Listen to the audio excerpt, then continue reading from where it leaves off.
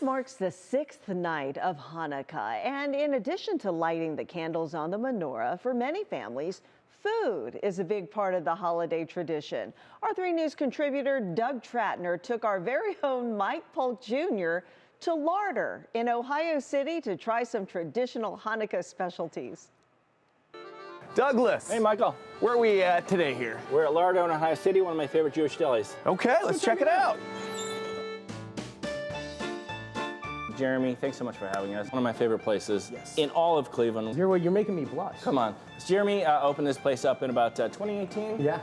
And if you look around, I mean, like, is there any restaurant in town that looks like this? It's set in an old firehouse. Still got the pole. Yeah. There's 2. We grew up with, Corky and Lenny's and Jack's and Sands and these venerable old Jewish delis, but those, believe it or not, are kind of going away. Thanks to folks like you, you're keeping the tradition alive. We really wanted to harken back to like when they all specialized and made everything from scratch, and that's what we wanted to get back to. If we can make it, we will, and we'll make it as delicious as we can. What I love about this place is not only do you have traditional Jewish foods, but you're a passionate, dedicated, creative chef. Every time I come, something new. Yeah, I mean, listen, I got stamped a radical for putting sauerkraut in my matzo ball soup. Whoa! This is a particular meal, though, for the holiday. Can you explain this to us? Historically, what happened with Hanukkah, the Assyrians fought the Jews, destroyed their temple. The Jews were cleaning up the temple. They only had enough oil to burn in their lamps to actually light the place, right? There's no electricity for a day. That oil lasted 8 days. We call it a miracle now. So for Hanukkah, we eat foods that are like braised in oil, that are fried in oil, that have a lot of oil in them. What you have to understand, there isn't one type of Jewish food.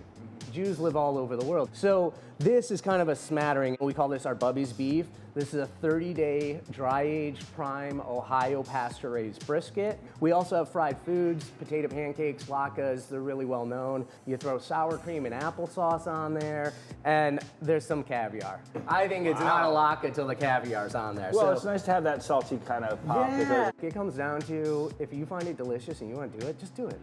Even if people can't get this entire thing right here, you'll have elements of this that people can enjoy. We will. We definitely will. And next year for Hanukkah, hit us up about a week, 10 days before the holiday. We start promoting that we do this dinner, and we do it for 4, and all this is packed up. You just go home, you open it up, and you eat it. You light some candles. So forgive my ignorance, but will you explain the challah to me? For those that don't know, challah is kind of the bread of the Jews, but it's braided a very specific way. There is some significance. There's symbolism behind how the bread is braided and the amount of strands it has. You say the prayer, and then you pick up that challah and you rip off one of those rolls and you just smash it.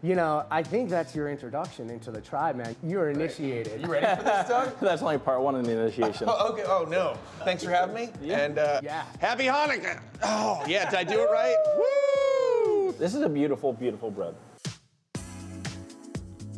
These matzo balls are perfect. Well, Mike, I hope you enjoyed this meal as much as I did. Jeremy, thank you so much for having us. You're welcome. Happy Hanukkah to you and your family. Thank you, and to you too, and Mike, your new Jewish crew. Anytime you want to dine with us, you're welcome. Thanks, guys. I appreciate it. I feel really accepted. Happy Hanukkah. Great. Mike was waiting to get into that Yeah. challah bread. He was like, okay, it's time. It's so good, so I'm sure he loved it. Yeah, Larder's a great place. In case you're curious, I've done stories of it because they've been up for James Beard Awards multiple years. In case you don't know, the James Beard Award is like the Oscars for the culinary industry. But larder is a word for a large cupboard or room to store food, and so that's where they get their name from. Oh, how at first I fun. was like, larder, you mean like fat? Well, actually, yeah, because back in the old world, they'd store like meat covered in lard in these rooms. Wow. So yeah. So Fascinating stuff. Yeah, if you've never been, it's real. The food is just amazing. It looks amazing, and you can get a meal for your night, so that's really cool stuff.